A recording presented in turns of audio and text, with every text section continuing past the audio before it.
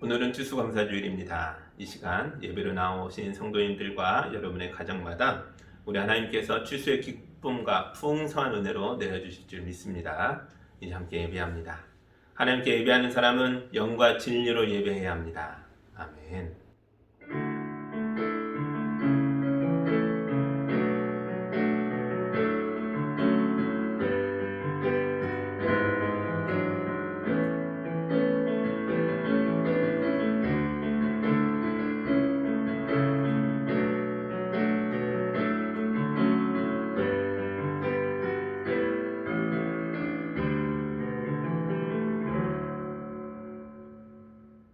사랑의 하나님 아버지, 2020년 한 해 동안 지켜주신 은혜와 2021년을 기다리면서 추수감사주의를 지키게 하심을 감사드립니다.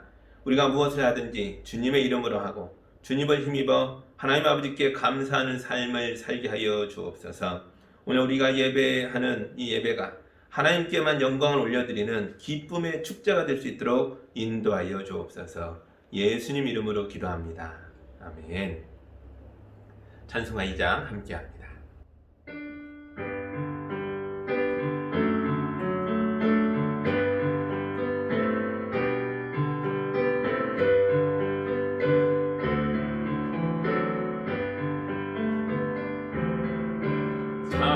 찬양 성부 성자 성령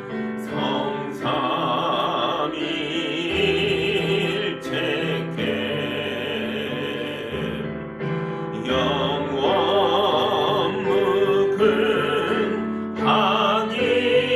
무근하기까지 영광을 돌리세 영광을 돌리세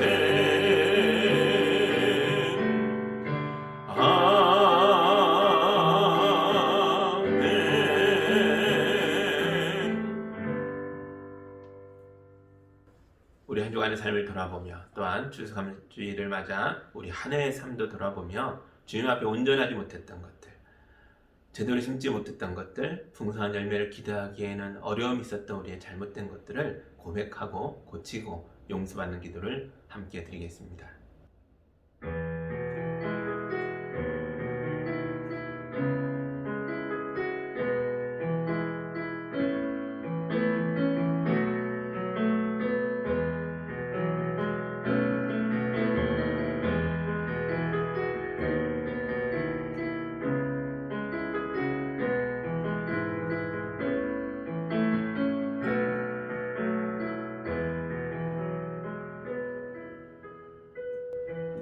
자녀를 지키고 보호하기 위해서 눈도 깜빡이지 않으신다는 우리 하나님 아버지, 추수감사주일에 한 해를 돌아보며 우리가 죄를 고백하고 한 해 동안의 고통과 잘못됨을 고백하는 기도를 드리게 하시니 감사합니다.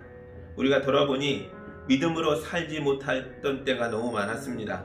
거짓말도 많이 했고 불성실했고 헛된 욕망을 쫓아다녔고 시기와 질투로 괴로워하기도 했습니다. 교회를 멀리했고 기도하지 않았고 말씀을 배신했습니다. 부모를 무시했고 자녀에게 사랑을 주지 않았으며 우리의 돌봄을 필요로 하는 자들을 외면했습니다. 감사가 없는 생활이 절망이요 비극이라는 것을 몰랐습니다. 이제 한 해를 돌아보며 풍성해야 할 가을에 텅텅 비어버린 삶을 성찰하며 회개의 기도를 올려드립니다. 주여, 우리에게 말씀을 주셔서 우리가 처음 믿음을 회복하게 하시고 다시 한번 그리스도인으로 살게 하여 주옵소서. 예수님 이름으로 회개하며 기도하옵나이다. 아멘. 이제 우리 주님의 용서와 치유와 회복의 말씀을 들으시기 바랍니다. 아버지께서 우리를 암흑의 권세에서 건져내셔서 자기의 사랑하는 아들의 나라로 옮기셨나니 우리는 그 아들 안에서 구속 곧 죄사함을 받았느니라. 아멘. 이제 용서받은 자로서 우리의 신앙을 사도신경으로 함께 고백하겠습니다. 나는 전능하신 아버지 하나님 천지의 창조주를 믿습니다. 나는 그의 유일하신 아들 우리 주 예수 그리스도를 믿습니다. 그는 성령으로 잉태되어 동정녀 마리아에게서 나시고 본디오 빌라도에게 고난을 받아 십자가에 못 박혀 죽으시고 장사된 지 사흘 만에 죽은 자 가운데서 다시 살아나셨으며 하늘에 오르시어 전능하신 아버지 하나님 우편에 앉아 계시다가 거기로부터 살아있는 자와 죽은 자를 심판하러 오십니다. 나는 성령을 믿으며 거룩한 공교회와 성도의 교제와 죄를 용서받는 것과 몸의 부활과 영생을 믿습니다. 아멘. 찬송가 591장 함께 찬양하겠습니다.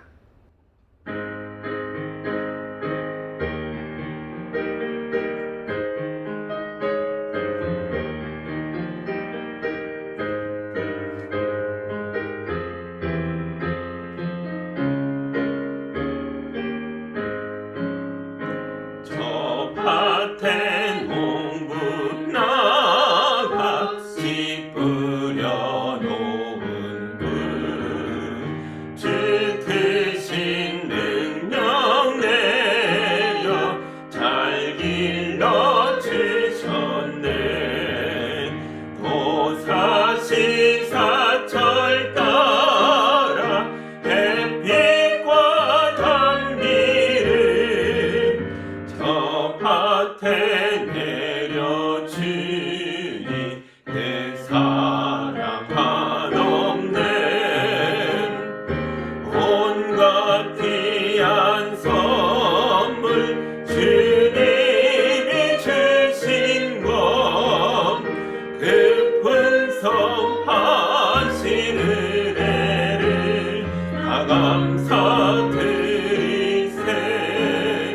저 산과 들을 보라 참 아름답구나. 길가에 고운 꽃도 주님의 솜씨라. 저 공중 나는 새도 다 먹여주시니 그 사랑하는 자녀 돌보지 않으랴. 온갖 귀한 선물 주님이 주신 것 그 풍성하신 은혜를 다 감사드리세. 씨 뿌려 거둔 복식 주님의 은혜라. 우리의 몸과 마음 새 힘이 넘치네. 주 은혜 받으리 참 감사하면서 이 예물 드리오니 다 받아주소서. 온갖 귀한 선물 주님이 주신 것 그 풍성하신 은혜를 다 감사드리세. 아멘.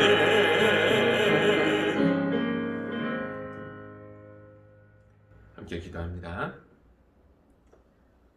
풍성한 가을로 세상 만물을 먹이고 기르시는 하나님 아버지, 오늘 주의 자녀들도 예배로 부르셔서 말씀을 먹여주시고 생명의 은혜를 마치게 하시니 감사합니다.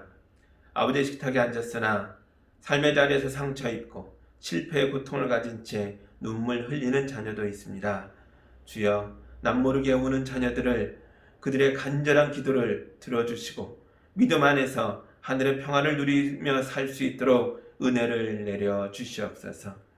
우리가 은혜를 누리지만 우리가 사랑하는 가족 중에 아직 하나님을 몰라서, 아직 예수님의 구원의 은혜를 몰라서 어둠 속을 헤매며 죄와 저주의 길에서 서성이는 사람들이 있습니다. 주여, 우리 중에 많은 성도들이 믿지 않는 부모를 위해, 형제자매를 위해, 자녀를 위해 오랫동안 기도해 왔습니다. 만물이 열매 맺는 이때에 우리의 간절한 기도도 열매를 맺게 하여 주셔서 우리의 사랑하는 이들이 깨닫고 주님께 돌아와서 구원을 받게 하여 주시옵소서.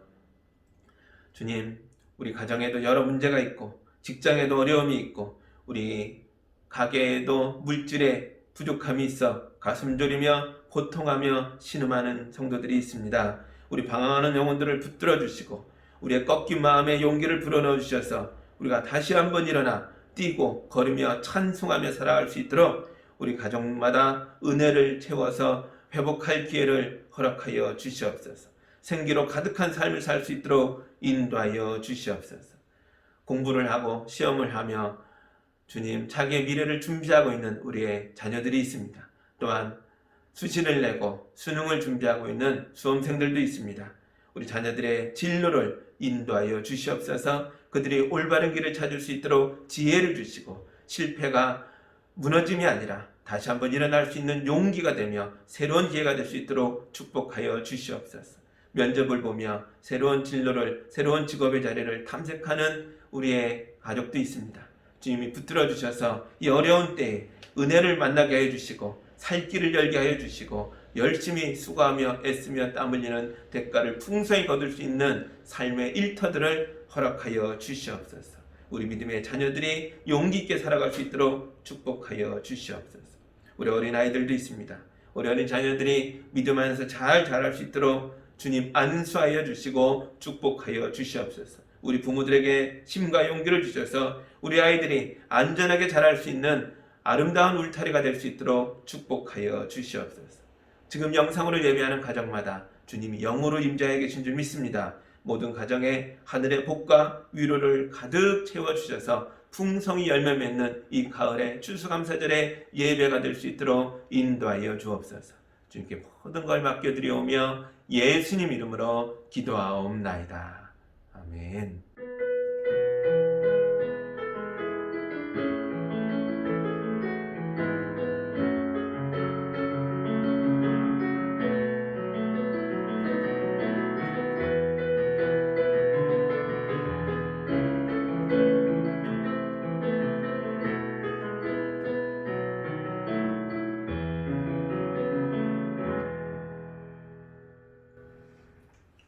하나님의 말씀 보겠습니다. 오늘 우리에게 주시는 주님의 말씀은 고린도 후서입니다. 고린도 후서 9장 6절에서 15절의 말씀을 같이 보겠습니다.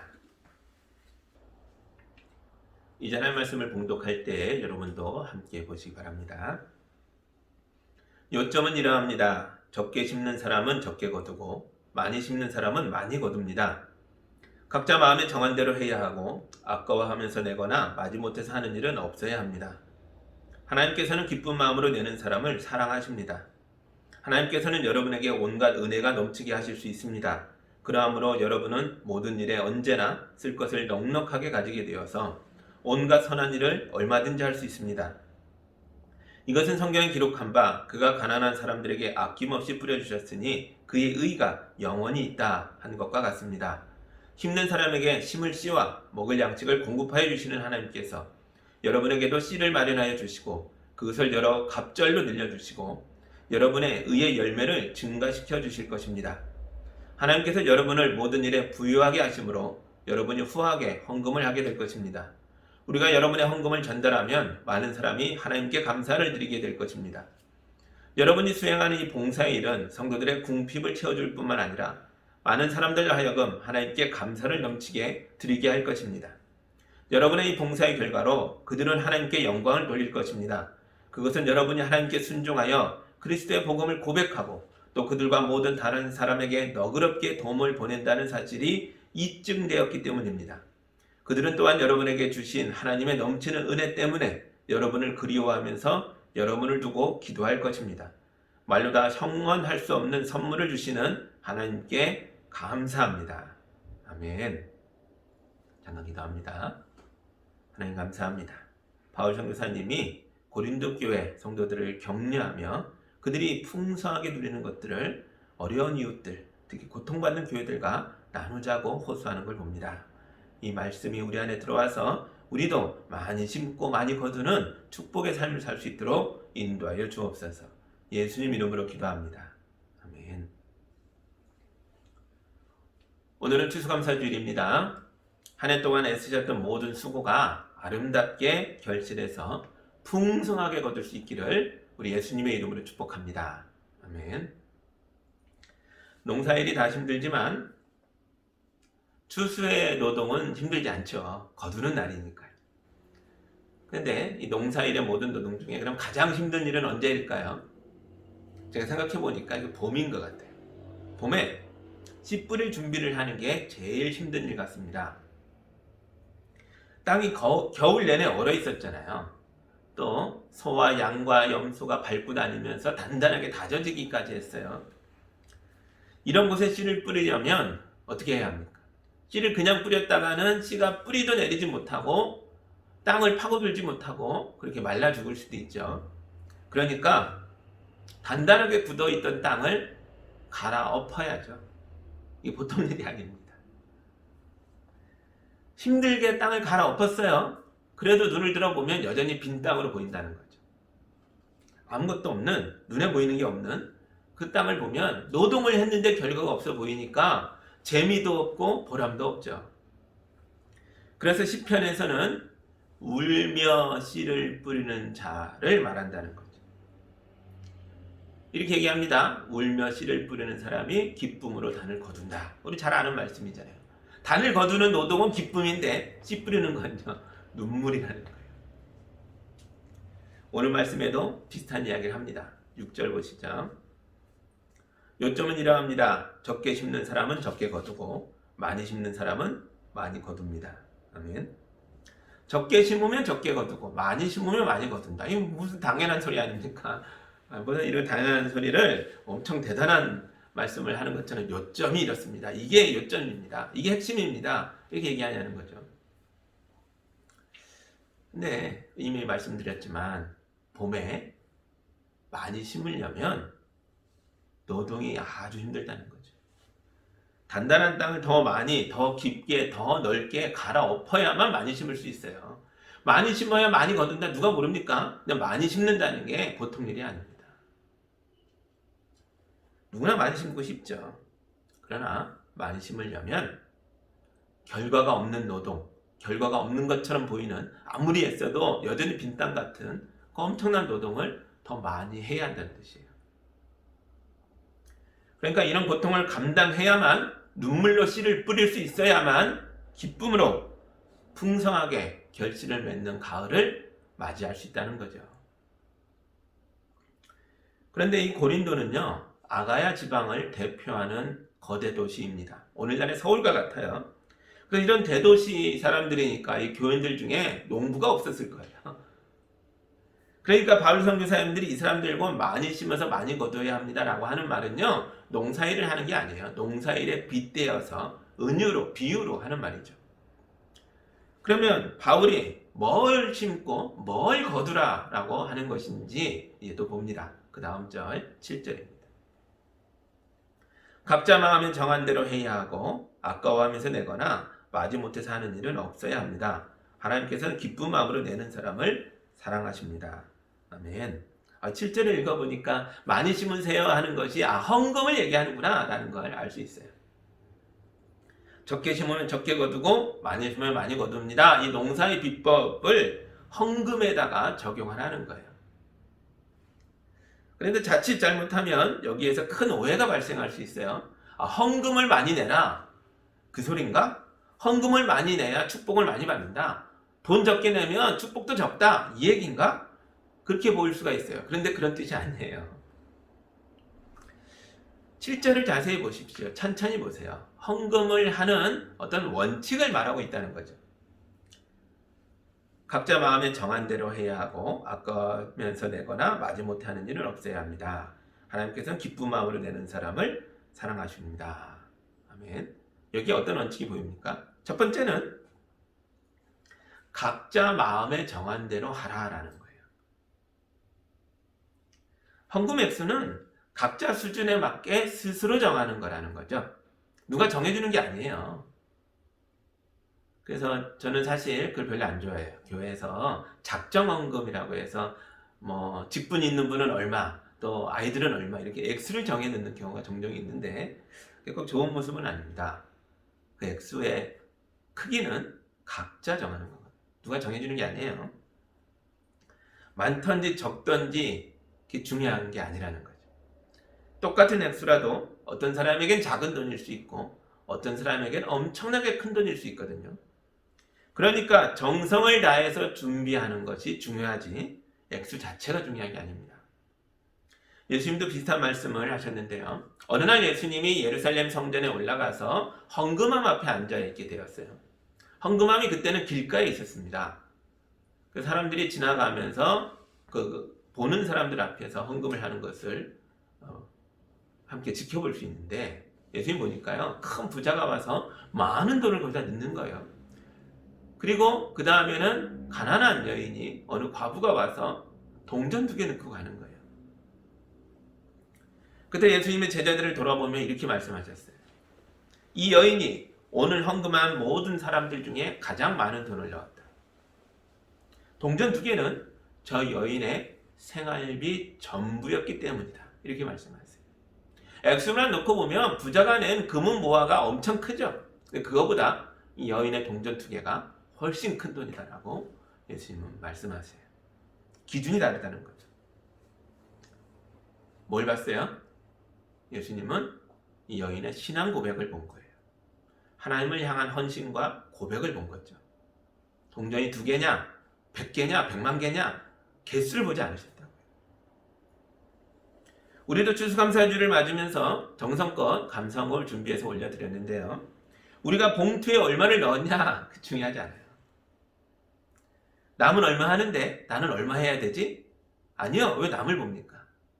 그 안에는 하나님을 향한 여러분의 사랑이 담겨 있기를 바랍니다. 그래야 하나님이 받으실 만한 예물이 되는 겁니다.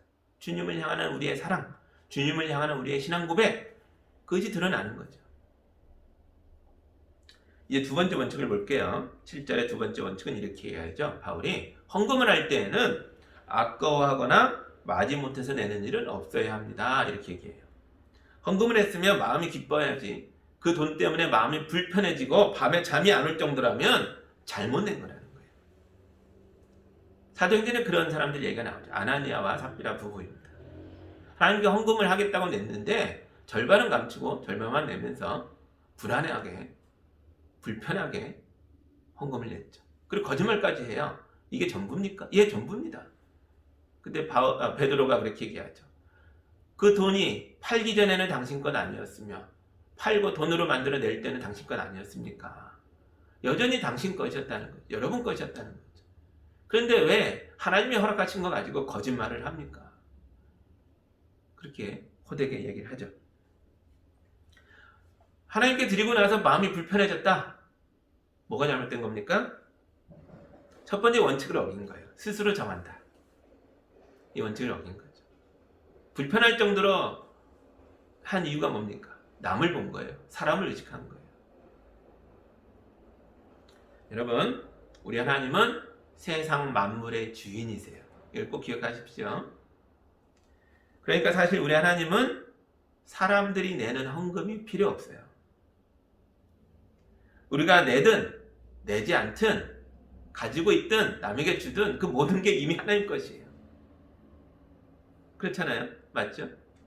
그러니까 우리가 하나님께 헌금을 하지만 결코 우리가 내는 헌금은 하나님을 위해서 내는 게 아니에요. 하나님께 필요 없으니까요. 이미 하나님 것이니까요.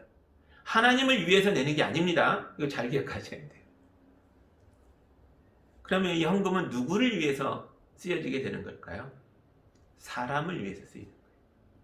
하나님을 위해서 내는 게 아니에요. 하나님께 내지만, 하나님께 바치지만 쓰이는 거는, 유해지는 건 사람입니다.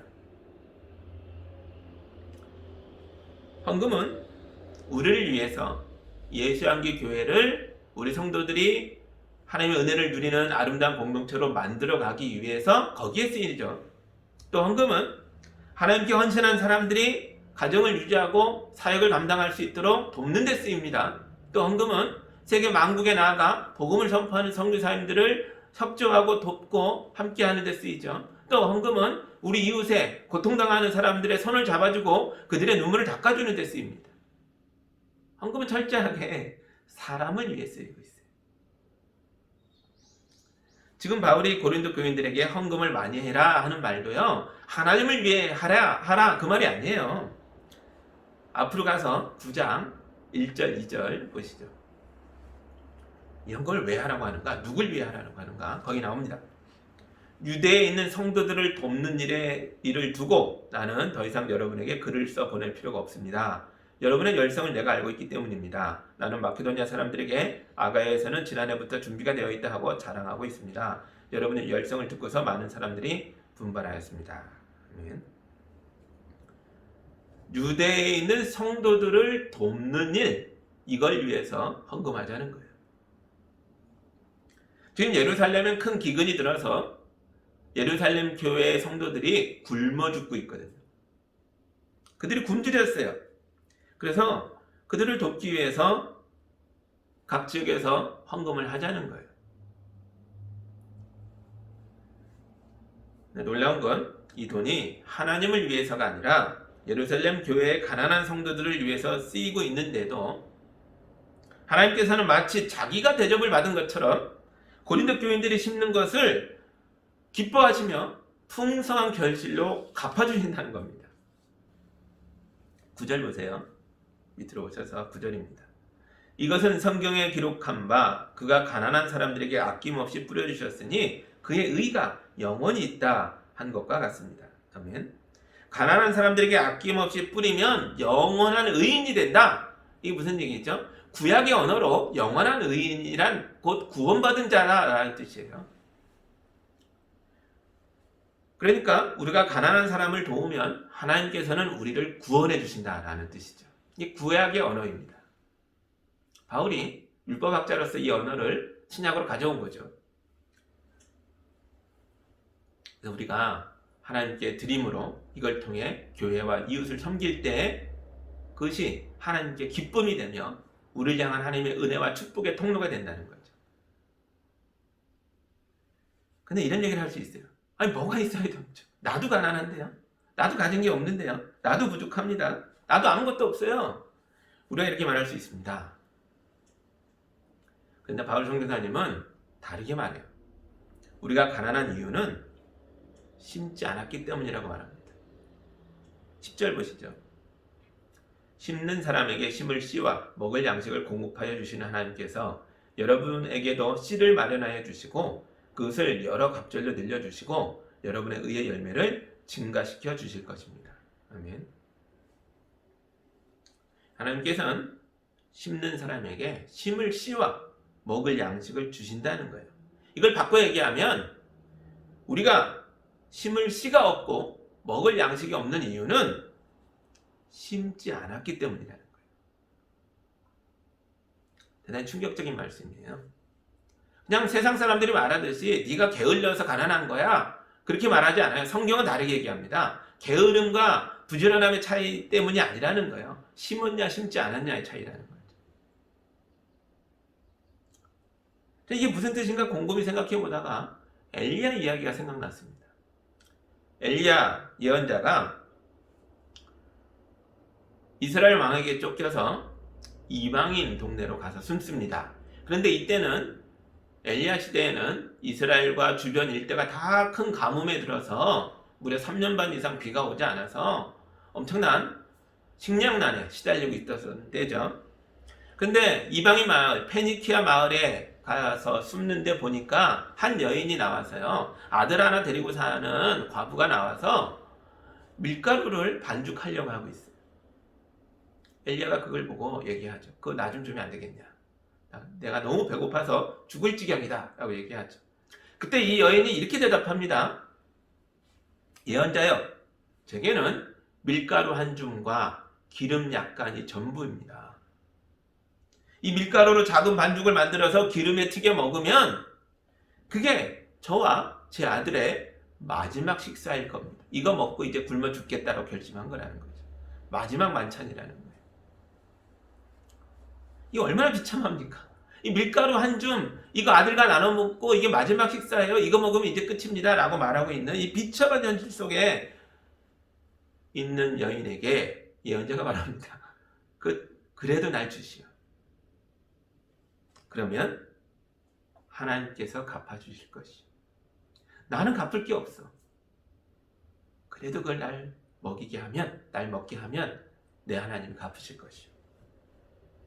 그때 여인이 뭐에 홀렸는지 정말 그렇게 합니다. 여인이 밀가루 튀김을 엘리야에게 줘요. 그 밀가루 한 줌으로 뭐 했겠어요? 기름에 그냥 구워내는 거죠. 튀겨내는 거죠. 이걸 보고 하나님께서 이 여인을 축복하셨습니다. 성경에 보면 가뭄이 끝나고 비가 내릴 때까지 그 몇 년의 세월 동안 여인의 집에서 뒤주에 밀가루가 떨어지지 않았고 여인의 기름병에서 기름이 떨어지지 않았다라고 기록되어 있습니다. 그래서 이 모자는 매일 밀가루 튀김을 먹고 생존했겠죠. 언제까지요? 끝까지요. 살아남은 거예요. 이 하나님 살려주시는 구원의 은혜입니다.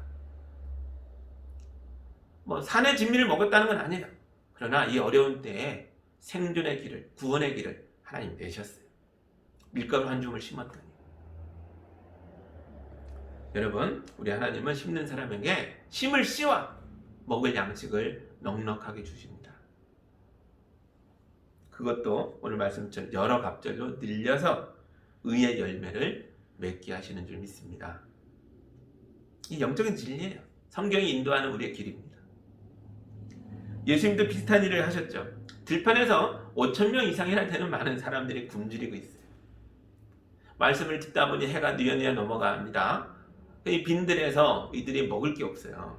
다 굶주려 있어요. 예수님 너무 안타까워서 어떻게 할까 고민합니다. 근데 예수님과 12제자도 가진 게 없어요. 그때 한 어린아이가 예수님께 나오죠. 뭘 드렸어요? 보리빵 5개와 작은 물고기 구운 거 2마리 가져왔어요. 이게 뭐예요? 이 아이의 도시락이에요. 요즘 우리말로 우리식 표현으로 이걸 누구 코에 갖다 붙입니까? 어린아이 도시락이니까요. 어른 도시락도 아니에요. 이 아이의 도시락이에요. 그런데 이 아이가 이 작은 걸 예수님께 가져와서 심었더니 예수님께서 이 도시락을 들고 축복 기도하신 후에 나눠주라고 합니다. 무슨 일이 일어났어요? 이 아이의 도시락 하나로요. 이 들판에 있는 5,000명이 모두 먹고 먹었고요. 또 남은 부스러기를 모았더니요. 그게 놀랍게도 먹고 남은 걸 모은 게 12광주를 가득 채웠습니다. 재밌죠? 왜 12광주입니까? 12제자니까요.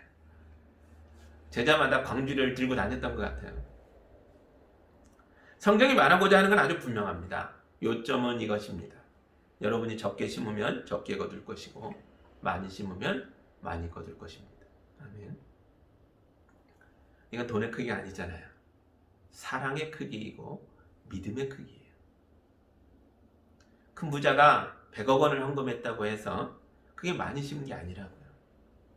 어린아이가 누군가를 위해 간절한 마음으로 자기 도시락을 꺼내놓은 것보다 못한 거예요. 이 작은 도시락이 엄청난 것을 심은 거예요. 우리 하나님은 그 어떤 재벌보다도 이 아이를 기뻐하시고 더 많이 축복하실 줄 믿습니다. 그 아이는요, 그 아이의 기록이 없지만 제 생각엔 그래요. 그 아이 평생에 먹을 것이 떨어진 일이 없었을 것입니다. 성경의 약속이니까요. 하늘을 돌아보면서 열매 없는 인생을 산 것 같아서 후회가 되는 분들이 있을 거예요. 열매가 없는 걸 걱정하기 전에 먼저 할 일이 있어요. 나는 무엇을 심었는가를 되돌아보는 거죠. 나는 무엇을 심었는가?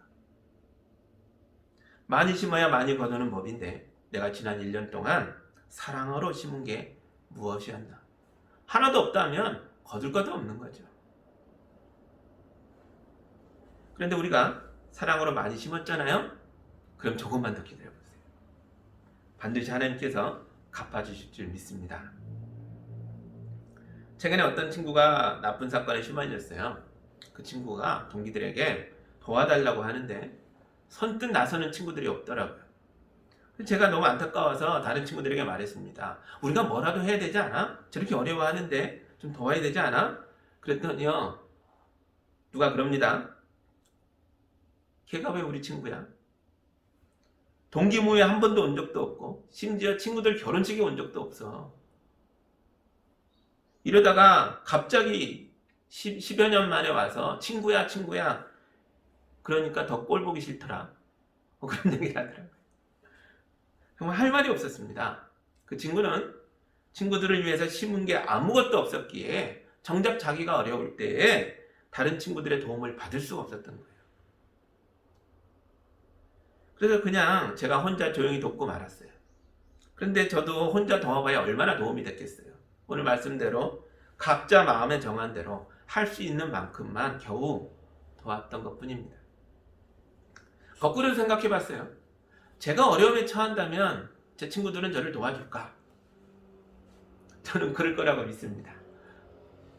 근데 제가요, 친구들보다 더 믿는 건 우리 하나님이세요. 제 친구들보다 우리 하나님이야말로 저를 도울 거라고 믿습니다. 아니요, 하나님께서는 지금도 저를 도와주셨고 돕고 계세요. 제가 더 많은 도움을 나눌 수 있도록 저를 더 부유하게 만들어주고 계십니다. 이건 물질을 말하는 게 아니에요. 우리가 사랑을 심으면 하나님께서는 우리가 더 많이 풍성하게 심을 수 있도록, 더 많은 사랑을 심을 수 있도록, 더 큰 믿음으로 나아갈 수 있도록 우리를 축복하고 계십니다. 많이 심으면요, 누가 너를 도와줄까? 사람을 쳐다볼 필요 없어요. 하나님이 도우십니다. 개인뿐만 아니라 교회도 그렇습니다. 혹시 우리 교회 안에서 코로나로 인해서 경제적인 위기에 처해 있는 가정이 있다면 그걸 그냥 개인의 문제로 두면 안 됩니다. 우리는 공동체잖아요. 우리는 하나님의 공동체이기에 어려움에 처한 가정을 들여다보고 돌보고 함께 기도하고 할 수 있다면 우리가 드린 헌금을 나누고 함께 살 길을 열어야 합니다. 우리도 어렵지만 또 돌아보면요, 우리가 후원하고 기도하는 성도사님들이 계시잖아요. 그분들의 처지는 더 얼마나 어렵겠습니까? 이럴 때일수록 우리는 선교지를 위해서 더 많이 기도해야 합니다. 성도사님들의 형편을 더 많이 생각하면서 우리가 할 수 있는 최선을 다해야 합니다. 그게 힘든 거예요. 그럴 때 하나님께서는 우리 교회를 축복하실 줄 믿습니다. 이게 성경의 원칙입니다. 갚을 길이 없는 자를 도우라. 그럼 하나님이 너를 도우실 것이다. 성경에 있는 이야기예요. 11절 보십시오. 하나님께서 여러분을 모든 일에 부유하게 하심으로 여러분이 후하게 헌금을 하게 될 것입니다. 우리가 여러분의 헌금을 전달하면 많은 사람이 하나님께 감사를 드리게 될 것입니다. 아멘. 여기 어떤 순환고리가 드러나고 있어요. 그게 보이시나요? 무엇인가가 하나님에게서 나와서 우리에게 오고 우리가 그것을 또 이웃에게 전하고 그 다음에 이웃이 또 무엇인가를 하나님께 돌려드리고 있어요. 겉보기에는 헌금 같아요. 하나님이 우리를 축복하고 겉보기엔 물질 같죠.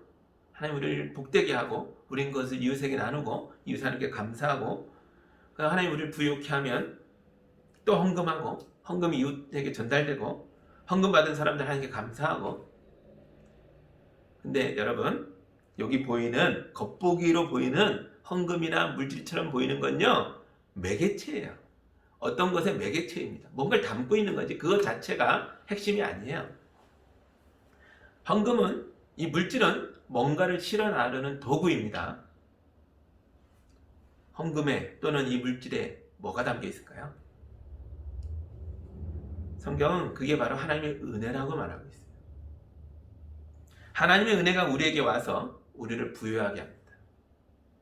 그럼 우리는 이 은혜를 누리면서 하나님께 감사하는 마음을 담아 하나님께 헌금하고 또 이웃에게 나누죠. 이 감사의 헌금이 하나님의 은혜가 되어서 또 다른 이웃에게 전달됩니다. 그러면 그 이웃이 또 하나님을 향해서 감사를 올려드립니다. 하나님과 인간 사이에서 끊임없이 은혜가 내려오고 감사가 올라가는 순환이 일어나고 있다는 거죠. 하나님의 은혜가 나에게 오면 나의 감사가 올라가고 또 이것이 하나님의 또 다른 은혜가 되어 다른 이에게 전달되고 그가 또 하나님께 감사를 올리고 우리 이렇게 연결되어 있다는 거예요. 마치 수증기가 올라가서 구름이 됐다가 비가 되어 내려 만물을 생성케 하고 다시 증발하여 올라가는 것처럼 어떤 순환이 이루어지고 있어요. 헌금은 또는 물질은 은혜와 감사를 실어 나르고 있는 도구요, 매개체라는 거죠. 그거 자체가 핵심이 아니에요. 이제 13절을 보시기 바랍니다. 여러분의 봉사의 결과로 그들은 하나님께 영광을 돌릴 것입니다. 그것은 여러분이 하나님께 순종하여 그리스도의 복음을 고백하고 또 그들과 모든 다른 사람에게 너그럽게 도움을 보낸다는 사실이 입증되었기 때문입니다. 아멘. 우리 헌금에 두 가지 의미가 들어있다는 걸 보여주고 있어요. 첫 번째 의미는 우리 헌금은 다른 사람을 위한 봉사라는 거예요. 헌금은 하나님을 위해 드리는 게 아니라 그랬잖아요. 하나님께 드리지만 이것은 사실 다른 사람을 위한 봉사였던 거죠. 두 번째 의미는 이것이 그리스도의 복음을 고백하는 행위라는 거예요. 그러니까 헌금을 할 때 기계적으로 하면 안 됩니다. 헌금함에 봉투를 넣을 때 우리는 지금 돈을 넣고 있는 게 아니에요. 이웃을 향한 사랑과 복음을 선포하는 간절함에 대한 고백이 담겨 있는 거예요. 우리 예배당에 헌금함에도 써 있어요. 기도하고 헌금하세요. 뭘 기도합니까? 이 물질이 하나님의 영광을 드러내고 이웃의 손을 잡아주는, 사람을 살리는 은혜가 되기를 기도하는 거죠. 그렇게 할 때에 여러분이 심은 헌금이 은혜와 감사를 내리고 올리며 실어 나르면서 거룩한 순환운동을 하게 됩니다. 그리고 이런 은혜와 감사의 거룩한 교환 속에서 뭐가 드러나요? 13절에 하나님의 영광이 드러난다는 거예요. 여러분, 하나님의 영광은 멀리 하늘 어딘가에 있는 게 아니에요. 우리가 예수의 이름으로 복음의 고백을 담아 은혜와 감사를 주고받을 때에 이 땅에 딛고 살아가는 우리의 삶의 현장 속에 하나님의 영광이 드러난다는 거예요. 여러분이 심을 때에, 여러분이 고백할 때에, 감사할 때에 하나님의 영광이 드러난다는 거예요. 마지막으로 14절과 15절 봅니다. 그들은 또한 여러분에게 주신 하나님의 넘치는 은혜 때문에 여러분을 그리워하면서 여러분을 두고 기도할 것입니다. 말로 다 형언할 수 없는 선물을 주신 하나님께 감사합니다. 아멘. 헌금 하나로 주는 사람과 받는 사람이 모두 하나가 되어서 어떤 역사가 일어난다는 거예요. 우린 사랑으로 물질을 심었더니 그 사랑이 기도가 되어서 우리에게 돌아옵니다. 그들이 간절함을 가지고 뜨거운 사랑을 가지고 우리를 위해 기도한다는 거예요. 그래서 우리가 복을 받게 되는 겁니다. 누군가가 나를 위해 기도하기 때문에 하나님이 그 기도에 응답하시는 거예요. 아무것도 심지 않는 사람은 이런 기도를 받을 수가 없어요. 이 거룩한 순환고리 안에서 심는 사람이나 받는 사람이나 모두 형언할 수 없을 만큼 아름다운 큰 선물을 받아 누리게 됩니다. 저는 이게 바로 하나님의 나라라고 생각합니다. 이것보다 더 큰 선물이 어디 있어요? 하나님의 나라를 우리가 발딛고 살아가는 이 땅에서 누린다는 거예요. 오늘은 추수감사주일이에요. 한 해 동안 우리가 받은 은혜와 축복이 너무나 커요. 코로나로 어려운 시간을 보내고 있지만 그래도 우리는 여전히 누군가를 위해서 뭔가를 심을 수 있어요. 아직 더 심을 수 있는 것들을 우리에게 주셨어요. 여러분, 심으십시오. 그래서 순환의 은혜의 고리 속으로 들어가셔야 돼요. 심는 자가 거두는 겁니다. 그곳에 하나님의 영광이 있습니다. 그곳에 예수 그리스도의 복음의 선포가 있습니다. 그곳에 형언할 수 없는 엄청난 선물이 있어요. 올 연말과 다가오는 새해에는 하나님께서 여러분 모두를 부유케 하셔서 심고 또 심으며 누리고 또 누리며 하나님의 나라를 살아가는 예수한교회 성도들이 다 되시기를 예수님 이름으로 축복합니다. 아멘. 함께 기도합니다. 하나님 감사합니다. 우리에게 추수감사주일을 허락하시고 받은 바 은혜를 헤아리며 감사의 고백을 올리게 하시니 감사합니다. 그러나 이 고백이 나의 누림을 기뻐하는 고백만으로 이기적인 축복만으로 멈추지 않게 해주시고 또 흘러넘쳐서 이웃을 위해, 가족을 위해, 교회를 위해, 하나님의 나라를 위해, 복음의 선포를 위해 심고 또 심는 거룩한 역사가 되게 하여 주옵소서. 성도들이 많이 심어나갈 때에 그들의 인생이 더 놀라운 축복으로 아름다운 선물로 하나님 나라로 풍성히 거둘 수 있도록 축복하여 주시옵소서. 예수님 이름으로 기도합니다. 아멘.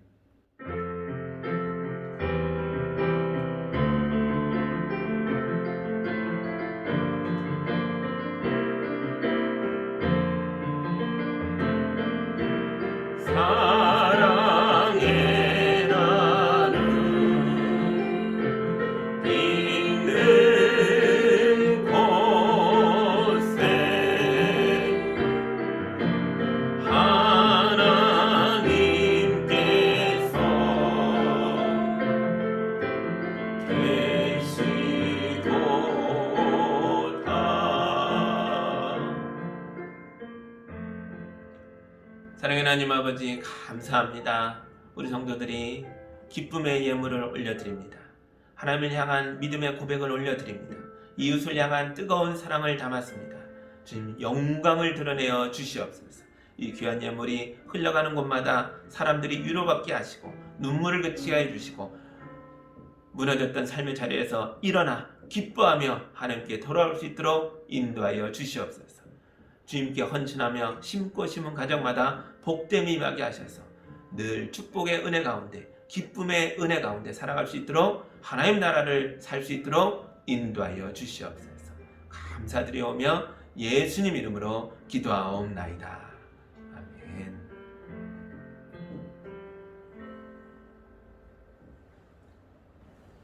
감사합니다. 여러분 가정마다 이 놀라운 추수의 감격이 풍성하게 임하게 되기를 주님의 이름으로 축복합니다. 아멘. 연말연시도 기쁨 가운데 잘 지내시기 바랍니다. 이제 함께 결단의 찬양 심차게 부르며 한 주간을 살아내겠습니다.